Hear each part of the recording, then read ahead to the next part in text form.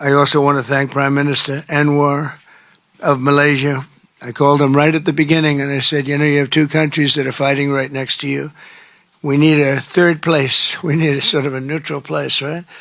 And he was there, and I said to him, the Prime Minister of Malaysia, the Prime Minister of the Kingdom of Thailand, the Prime Minister of the Kingdom of Cambodia, and the President of the United States of America.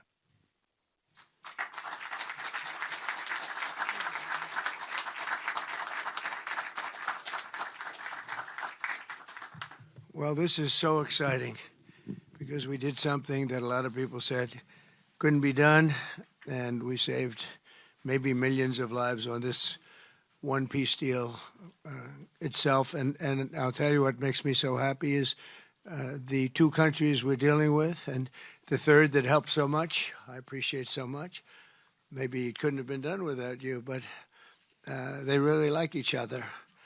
I'm not used to that when I do these deals. Usually there's a lot of hatred. They liked each other, so it made it a little bit easier. But millions of people are alive today because of this peace treaty.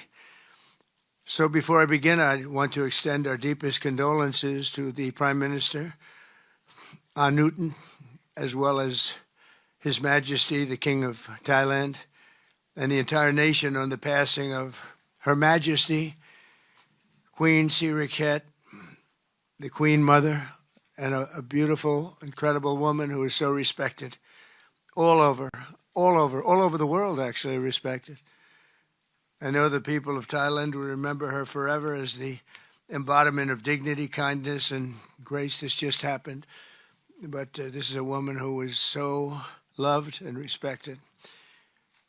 Today we honor the memory by bringing the blessing of peace to the nation she dearly loved. She loved this nation like few people love their nations. This is a momentous day for all of the people of Southeast Asia as we sign a historic agreement to end the military conflict between Cambodia and Thailand.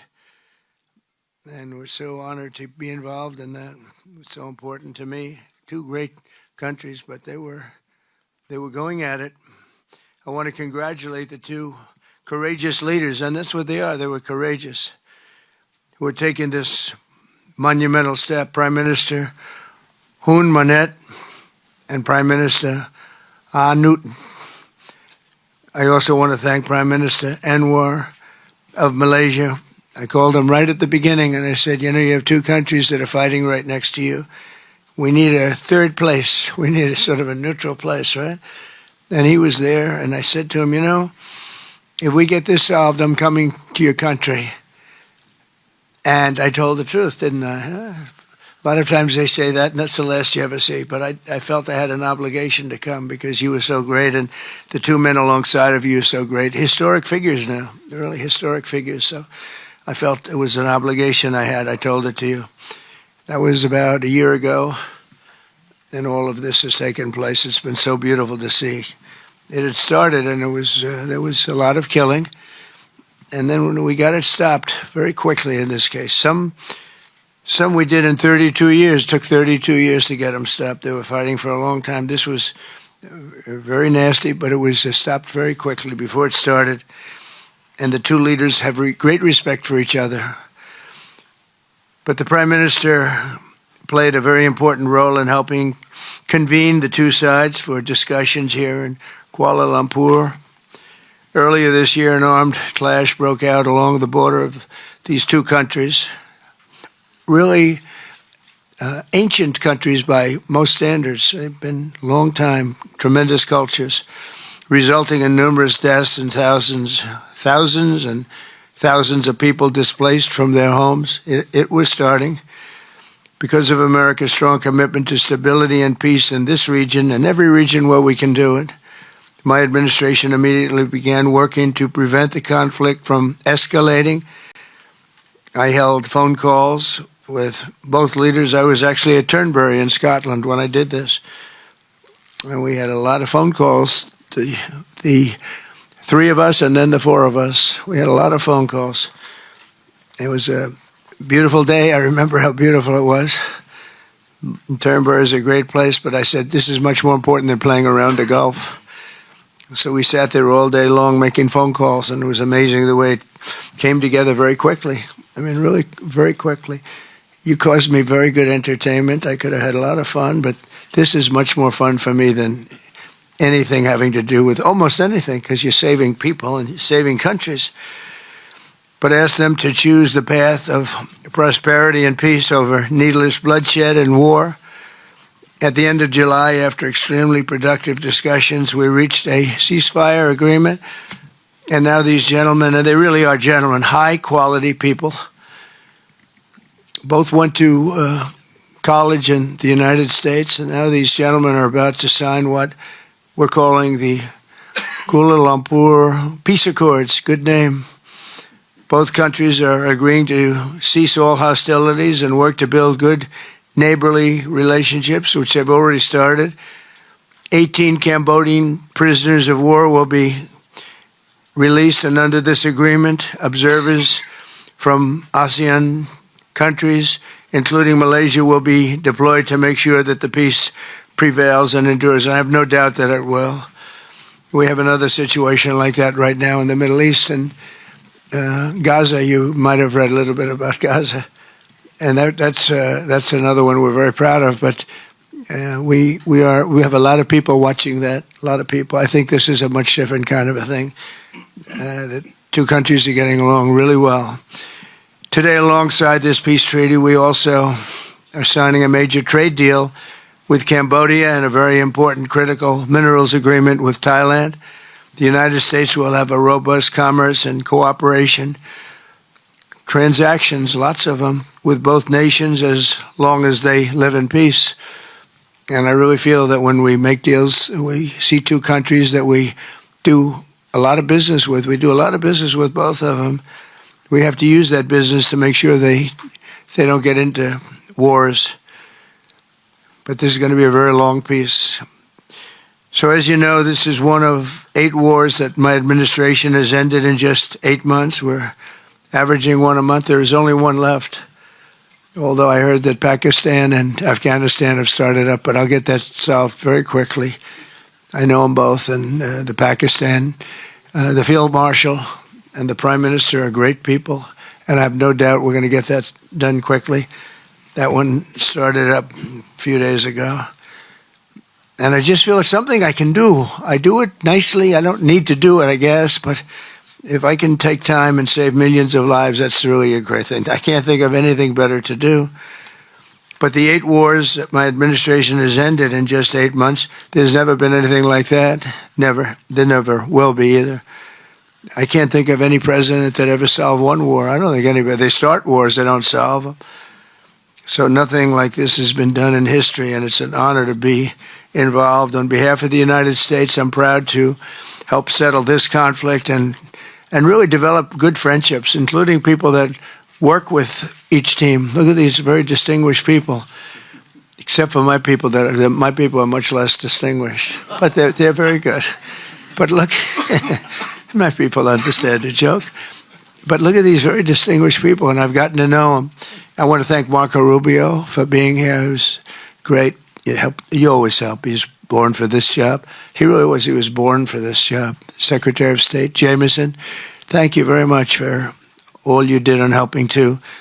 He's the foremost expert on trade, and we're going to be doing another couple of stops where we'll be talking about no war, just pure trade. We'll be talking to President Xi in a day. We'll be stopping at Japan. We'll be stopping at South Korea. And we'll be doing some other things, but they're more related to trade. But on behalf of the United States, I'm proud to help settle this conflict and forge a future for the region where proud independent nations can prosper and thrive, safety, security, and peace. It's an amazing thing that's happened to the United States because a year and a half ago, we were a dead country. We were actually a dead country, and now we're the hottest country anywhere in the world. And when I called you, we were in the process of becoming hot. It's actually quite a while right now, but we were sort of on our way. And we had won the election big in a massive amount.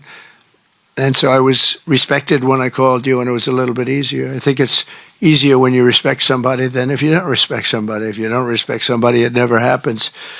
But I won't forget that day because it was one of the first wars that I got involved in, and I love doing it. It's like, I shouldn't say it's a hobby because it's so much more serious than a hobby, but it's something that I'm good at, and it's something I love to do. The United Nations should be doing this, but they don't do it. They don't do it. They turned off my teleprompter when I made a speech. I had to make a speech without a teleprompter. They're good at that. The escalator wasn't working too well. It came to a complete halt. But, the United Nations has such great potential. I wish they could do it. They didn't get involved with us at all. We just did the deal and reported the deal, and everybody was sort of amazed that we got it done so quickly and so nicely. But now I'd like to ask Prime Minister Anwar to say a few words, and then we'll hear from Prime Minister Hun Manet and Prime Minister Newton. And these are, I just have to say it for a last time, these are incredible men. The way they came together, the way they worked so hard, and we worked long hours. It was not long days because the days were few in number, but the hours were very long and very intense. There was a lot of intensity going on because there was a lot of shooting happening while we were talking. That brings it to a new level. And the three men sitting there should really be credited with having done just an incredible job for humanity. Thank you all very much. It's an honor to have worked with you. Appreciate it. Please.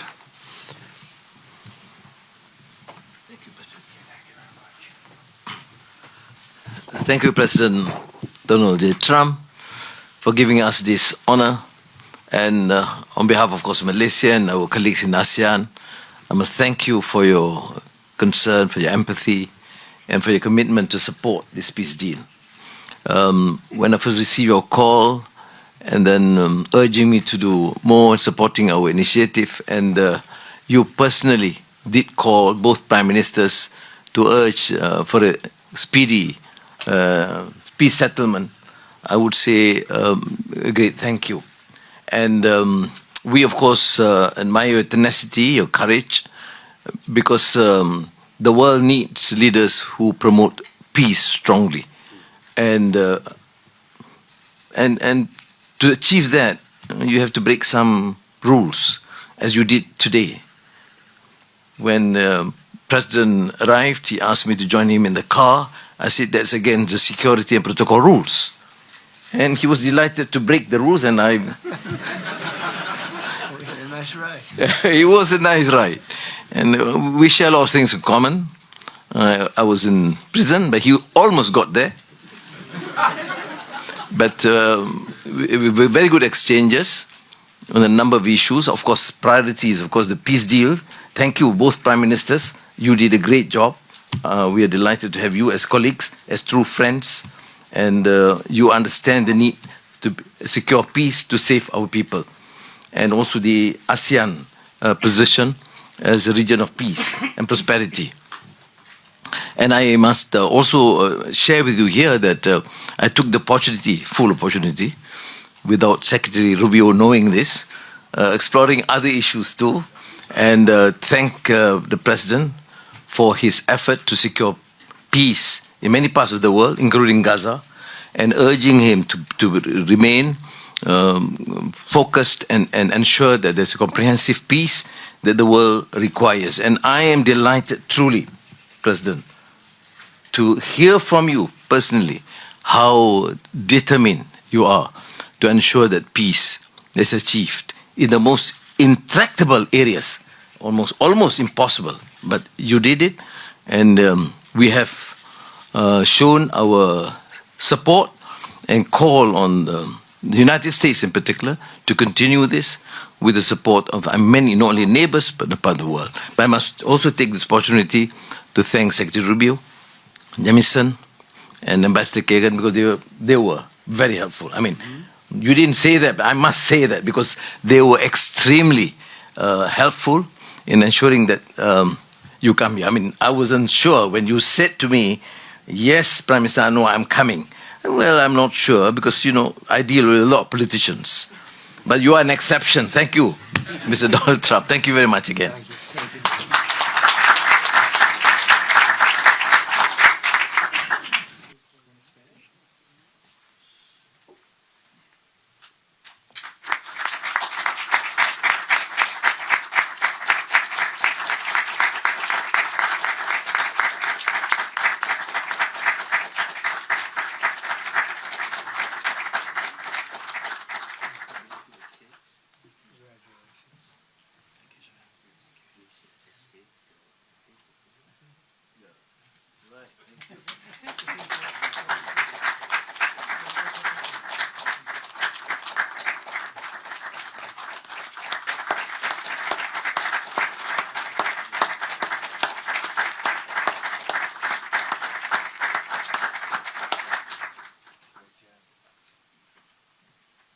It's a great job. Says my signature can't be forged.